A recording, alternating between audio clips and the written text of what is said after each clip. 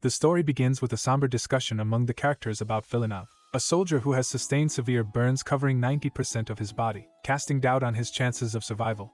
They apply a special ointment to his wounds and find themselves embroiled in a debate over his identity. His documents identify him as Ivan Ivanov, a Russian tankist without party affiliation, born in 1914.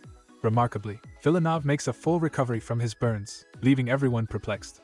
The group deliberates on how to address this anomaly, and, following Merkel's directive, they agree it is reasonable to assign him to non-combatant duties. After hospitalization, the tank division assigns a soldier with amnesia to load a tank's cannon, a task that requires minimal effort from his impaired memory. Sergeant Naydenov, a mechanic and driver, inquires about his presence. They reveal that an ambush had damaged the Panther tank, known as White Tiger. The soldier confesses that he was the one who sent him to the front lines for healing. As the White Tiger undergoes repairs, the soldier ponders whether the tank has communicated anything to him. The mechanic shares that the tank expressed fear, and the soldier recalls the White Tiger as a ghostly apparition during his recovery.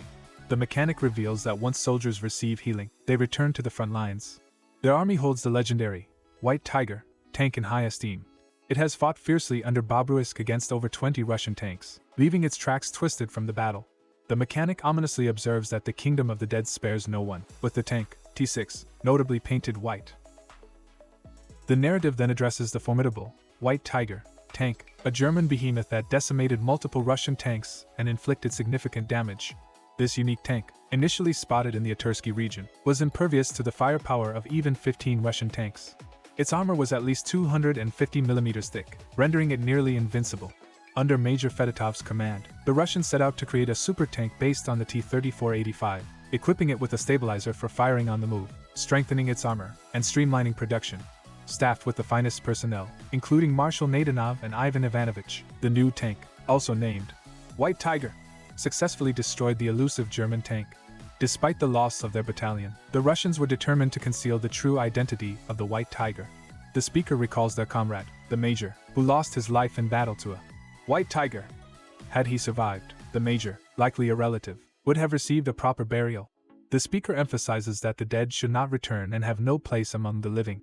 The Major was an outstanding tank driver, and the speaker had suggested his promotion to junior lieutenant, commanding an experimental T-34-85 tank. 3 people crewed this tank, which boasted enhanced armor and a powerful engine.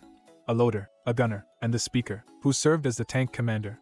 Their mission was to locate and destroy the White Tiger, renowned for its fierce and unyielding nature. The crew, considered the best of the best, lacked certain qualities found in other warriors. They sat in the tank, preparing for action on the grand stage of warfare. The Major, a remarkable tank commander, assigned them the task of eliminating enemy Tigers at a distance of approximately 600 meters using fuses and 2 bullets. A mysterious man known only as him unexpectedly shows up in a military unit close to a swamp. His arrival is a mystery. 5 tanks and 4 self-propelled guns have disappeared from the area. Despite a thorough search of the jungle, climbing every meter, he is nowhere to be found. He seems to have hidden in the forest near an impassable tank, and there is no sign of him where he should be. We combed the entire forest the day before without finding any indication of his presence. The speaker suggests forming a search team, including Sharapov, to find him and offers to stay behind. As the music crescendos, the figure is determined to fulfill his mission, captivating the audience. The story begins with a sergeant announcing the discovery of the blind soldier, Slep, and their leader, Mladen. The sergeant orders the unit to keep their lights on to disorient the enemy with deceptive fire and movements. Concerned about their ammunition and the ongoing siege, the sergeant reminds the men of the prohibition against drinking before battle. Despite the loss of many supplies, including pens, the search for Berdiev, known for his drinking and cowardice, continues. As the scene draws to a close, music fills the air. In a war-ravaged world, a blind man named Slepov demonstrates remarkable skill in navigating his environment despite his disability. With the music, tension rises, signaling a shift to a group of soldiers on a mission, foreshadowing the imminent dangers of war. The connection between Slepov and the soldiers remains a mystery, but the ominous music suggests a narrative steeped in the realities of conflict. The protagonist and his team approach their goal from a heavily fortified position. Having neutralized an enemy tank with a grenade launcher, they prepare to engage the enemy commander. The protagonist cautions his men to assess the external situation carefully before acting. However, upon reaching the commander's quarters, they find it deserted. Despite their relief at avoiding a direct confrontation, the team remains uncertain about the commander's whereabouts, and the scene concludes with a musical background score. The narrative then shifts to the baffling disappearance of a German tank known as the White Tiger after a battle. Although the Soviet Union's experimental tank is credited with its destruction, there is no official recognition for the German crew's bravery. The sole witness, a major from the counterintelligence division, did not see the tank's destruction, but observed the Soviet tank hitting it twice. The last sighting of the White Tiger, near the Kornilovsky forest, bordering a marsh, sparked speculation that it might have sunk or vanished without a trace. There are no tire tracks leading away from the marsh, indicating that the crew may have attempted an on-foot escape but failed to receive rescue. Soldier Naydenov claims to have seen the crew's escape, but his account is dubious. The speaker also recalls troops who lost their sanity during the war, possibly among the missing, and offers a salute to those who served in tank units, though the mission's outcome remains unrecorded. Sergeant Kruk confronts Berdyaev for endangering their camp by bringing in a German captain's stock of poisoned schnapps. Kruk warns Berdyaev to keep away from the captain. Meanwhile, Naydenov is seen repairing a disabled T-34 tank, one of many destroyed in the region. As they prepare to move out, Kruk muses on the notion of a tank god aiding them in battle, visualizing this deity amidst the wreckage of tanks, donning a suit and golden helmet. The god's laughter and a strike of lightning signal his favor as Naydenov takes a seat.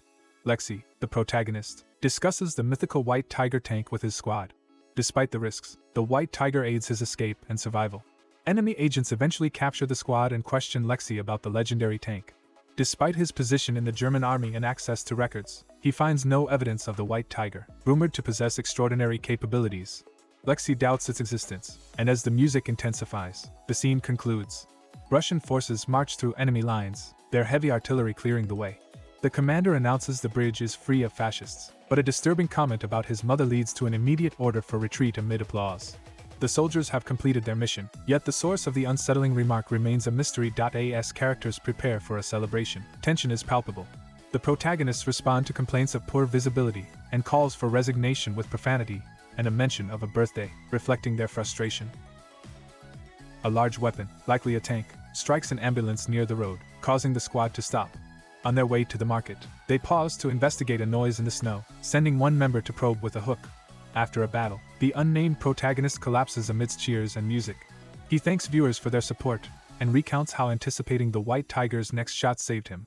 Reflecting on the gravity of their situation, he contemplates whether they should have stayed on the mountain despite being ready to leave. Only the mechanics can hear the warning system for gunfire in the tanks. Mikhail, reborn as an ideal warrior after surviving severe burns, misinterprets the warning as the tiger's arrival.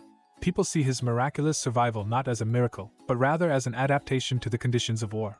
Mikhail's belief in war parallels his faith in communism, underscoring the transformative power of conflict. The story unfolds with the Russian army's relentless march toward Berlin, advancing at a formidable pace of 50 kilometers per hour. Amidst the chaos of war, Mikhail, weary from the unending battles, seeks a brief respite. He proposes a 10-day recovery period before rejoining the fray in Berlin, hinting at the use of a satellite camera in combat operations and urging inquiries from German officials about its deployment. The narrative then shifts to the German high command, grappling with the prospect of surrender. The Russians demand an unequivocal capitulation and plan to host a grand feast as a prelude to the surrender proceedings. The Germans, initially reluctant, agreed to sign the documents. However, the Russians unveil the Germans' deceit, a plot for a sham surrender, and instead present them with an act of treason to sign. The revelation leaves the Germans stunned, and the scene concludes with the Russian side erupting in cheers, anticipating the arrival of the German delegation. In the midst of preparations, the characters establish their base, receiving essential supplies via flash drive, including a fast and a trapper. The base installs a conditioner and advises the use of a console in case of fire. Despite looming threats, Nastia remains composed. A character, speaking Russian against the backdrop of military music, expresses surprise upon discovering a full battle load, despite having loaded only 14. Amidst the confusion of not knowing the whereabouts of the Germans, French, or his own crew, he speaks of a significant victory and the need to await the enemy's move. The battle may be officially over, yet he insists on the finality of burning the enemies, prepared to wait indefinitely for their emergence. Chaos reigns in the next scene, marked by the ticking of a clock and the anticipation of protagonists like Elena and the plaintiffs. Wheels turn, the earth shakes, and criminals like Ivan construct ships, leaving a trail behind. The narrative is intense and well executed, with a sense of disruption emanating from the low-lying borders. Driven by the quest for information and power, the characters navigate a world where betrayal is common and locations succumb to a metaphorical slumber. The depiction of Denis Gans making purchases from Volt Eidos evokes the image of a maniac crafting items from the Celtic zone. The scene reaches a poignant conclusion with a parent holding a pistol, accompanied by the strains of music.